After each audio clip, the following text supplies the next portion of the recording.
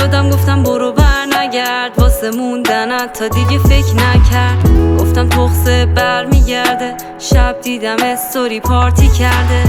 عصبی شدم گفتم برو بر نگرد، واسه موندنت تا دیگه فکر نکرد. گفتم تخصه بر میگرده، شب دیدم استوری پارتی کرده. الان من نسخ سیگارم، عکسات روحم و شکنجه میدادم. شاید بود قسمت نباشی با من، خوب شد فهمیدم دیگه نیستی تو یارم. الان بزرگ شدم شده 20 و چند سالم، ولی دلی بخوام بگم آره کلی غم دارم. فکر نمی کردم بخورم یارم، کسی که عشقم بود زد توی بالم. عصبی شدم گفتم برو بر نگرد، واسه موندنت تا دیگه فکر نکرد. گفتم تخصه بر میگرده، شب دیدم استوری پارتی کرده. عصبی شدم گفتم برو بر نگرد، واسه موندنت تا دیگه فکر نکرد. گفتم تخصه بر میگرده، شب دیدم استوری پارتی کرده.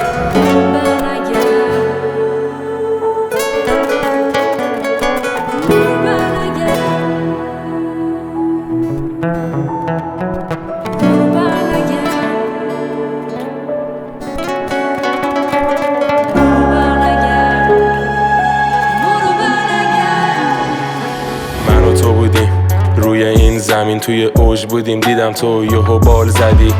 گفتم میای میگیری تو دستم و یهو دیدم پایان دادی تو. دیگه قصه رو تموم شدم دیگه بعد رفتنت، خدا شاهد چند باری از خودش خواستمت. میدونم رفتی کنج ذهنم، ولی هنوز من بد جوری توی فکرم. گفتم میخوام روز شب باشی، شب بخوابی صبح بغل هم دیگه باشیم. گفتم میخوام تاج سر باشی، توی 7 آسمون تنها ستارم باشی. گفتم بیبی فقط مال من باشی، با پسرای دورتم نشینی و پاشی.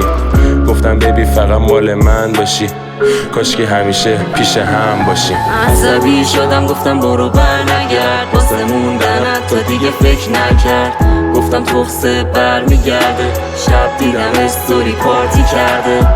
عصبی شدم گفتم برو بر نگرد، واسه موندنت تا دیگه فکر نکرد. گفتم تخصه بر میگرده، شب دیدم استوری پارتی کرده.